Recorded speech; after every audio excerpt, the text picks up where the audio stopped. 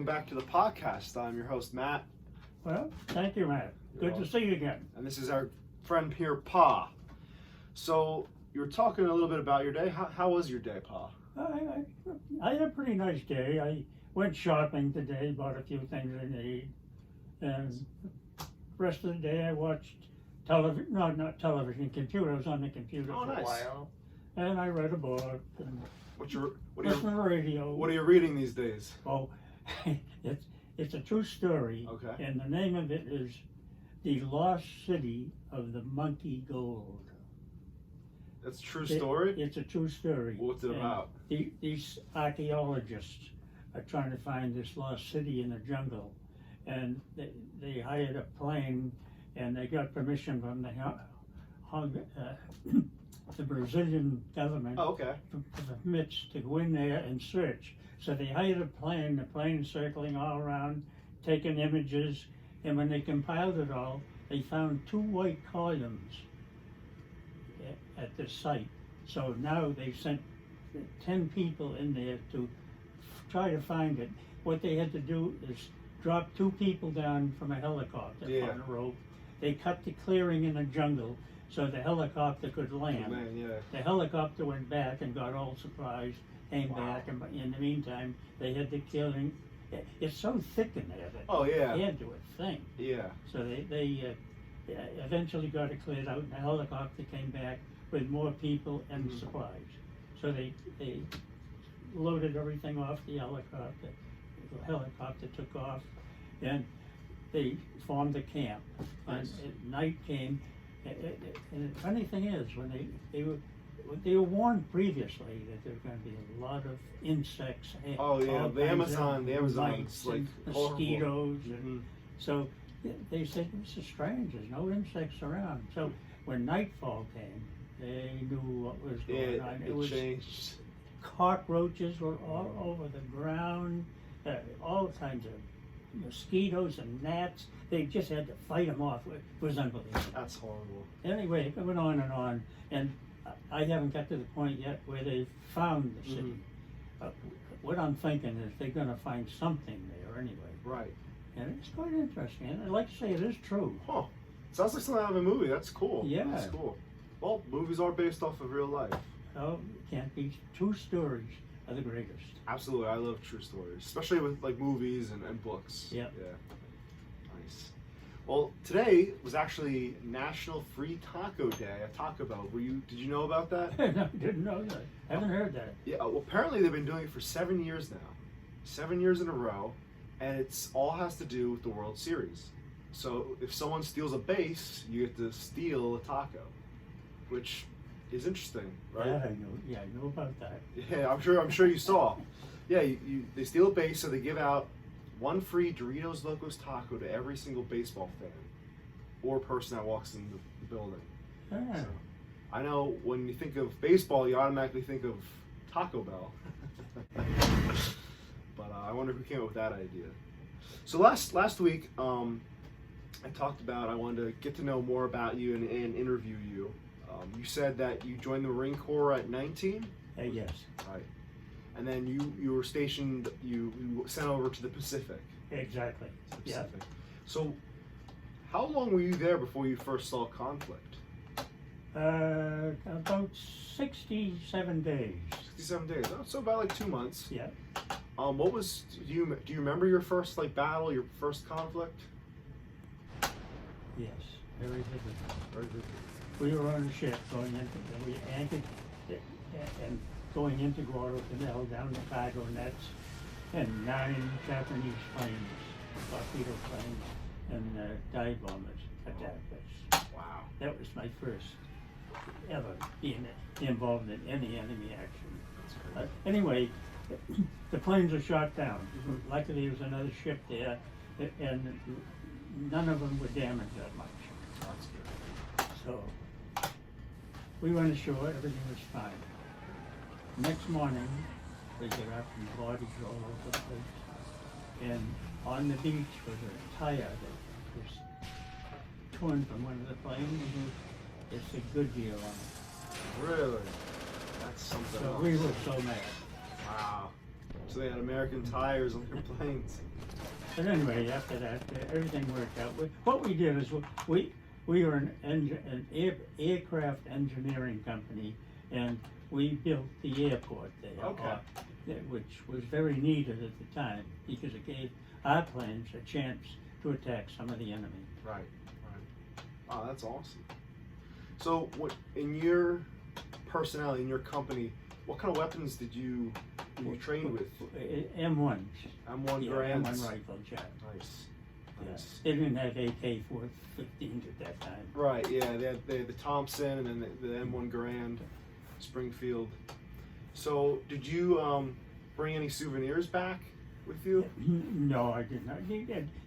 Just like money, Japanese money, but that's Right. about it. Right, you didn't bring any weapons No back? flags or swords like they claim. But Yeah.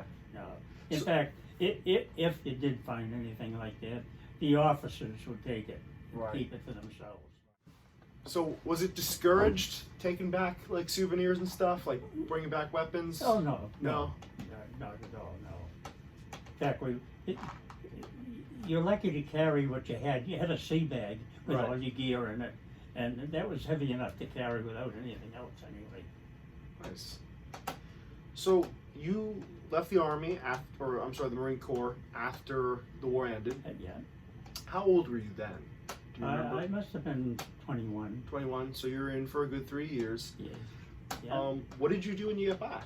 Well, when I get back, work wasn't too plentiful, Mm-hmm. and I worked in a mill for 2 weeks, but it was nighttime. Oh, okay, third And shift.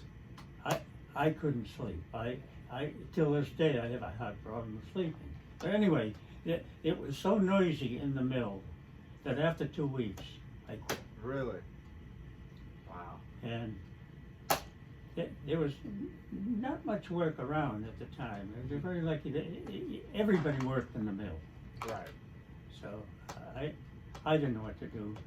I went around painting mailboxes, knocking on people's door, wanting to know if they'd like to have their name on the mailbox. Wow.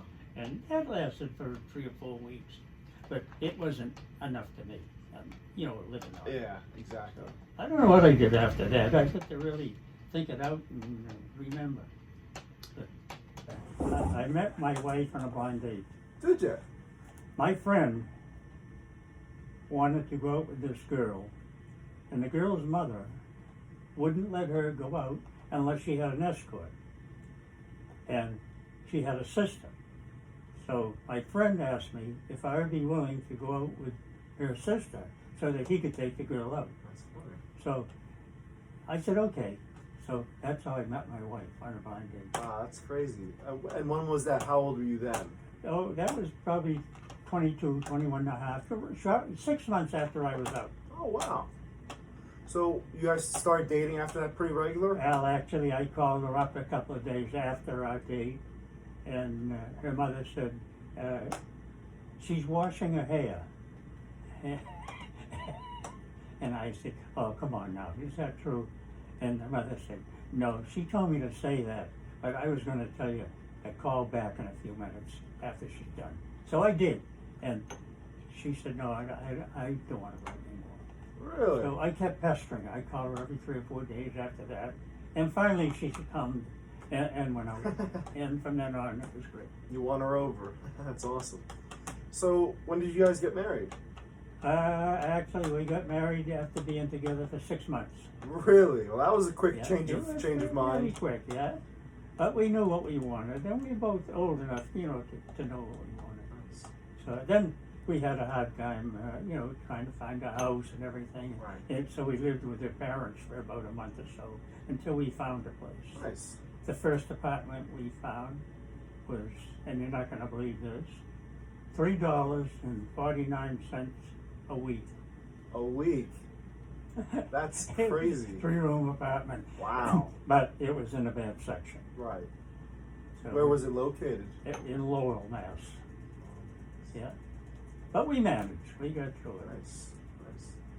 So, what was what was your main job throughout your life? Did you have a job that you were at for a long period of time? Actually, after a period of probably a dozen or more jobs, I had a friend that was, he was an older friend that I knew in town, and he was fixing a chimney, and he asked me if I'd help him. So I did. He mixed up the mortar. I have never done any of that work at all, and I could see how he did it. So after that day, a friend of mine was building a house, and he said, "Geez, I have to get someone to build a chimney for me." So I said, I'll try that. I said, I know how to mix mortar and everything. Yeah. So I did. I built the chimney for him. And then my father-in-law was building a house at the same time, and he wanted a fireplace. So I said, let me try it, see if I can do it. I looked in a couple of books and got a little information, and I did it. It wasn't the best looking job in the world, but I got by. Wow. And that led me to this and that and that. I kept going in the mason work. That's awesome. That's awesome. So that was actually my life's work. Really? A mason contractor. And how long did you do that, roughly? I did that for 25 years. Nice. So when did you move down in this area? Oh, actually, my wife and I moved to Florida. Okay. And she passed away down there. Okay. So my daughter lived up here and wanted me to come here. My daughter lived in Massachusetts. Another daughter wanted me to come there. I had a daughter in New Hampshire and also wanted me to move up there. So I packed up everything. I sold my house and got everything packed up and put it in a trailer. Come up here. I stopped here first. And Daniel and Mike said, we'd like you to come here if you would. So I said, well, I don't know, because I would like to go up to W-Sets in Massachusetts. Right. And see if I like it up there. So I went up there to my daughter Debbie's house in Mass. And I didn't like it because the ceiling was so low. It was in a basement apartment. Mm-hmm. So Karen, my daughter, kept saying, well, why don't you come back here, Dad? So I did. And Danielle and Mike said, why don't you come here? We'd love to have you. Awesome. And that's how I came here. He built the apartment underneath Mike and Danielle, and everything was great. It's a nice apartment. It's very nice. How long were you guys married? We were married 63 years when my wife passed away. You don't hear that too often anymore. No. I'll tell you what. That was 11 years ago.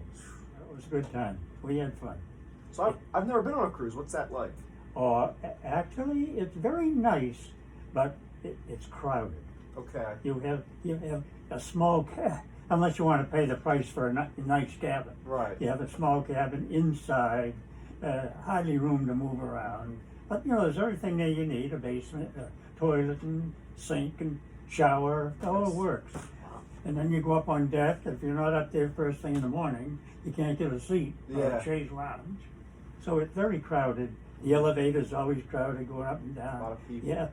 At that time, you had to eat at a certain time. Now you can do it anytime you want. Yeah, that's what I hear. And it was good. And then you'd stop at different islands and go ashore. And I like that. Wow. But after that, we decided to do an all-inclusive. Dan, my son-in-law, and Karen, my daughter, and myself went to Mexico on this all-inclusive. So we did that. We enjoyed it so much. We did it again the next year. Then the next year, the whole family. That's awesome. Got together, and we all went down. That's great. Well, those are all the questions I have for you today, Paul. Well, that's good because I don't have many more answers. Well, it was a privilege interviewing you. We'll give a word to our sponsor. Do you have a disgusting house? Are you too lazy to pick up after yourself? Look no further. Sweeping Beauty. We sweep on the job. For commercial and residential cleaning, floor restoration and maintenance, spring cleanings, and more, call Karen Lambert at 610-507-7027. Well, thank you. Thank you, Matt. It was nice having you here. Thank you, Paul. Always a pleasure.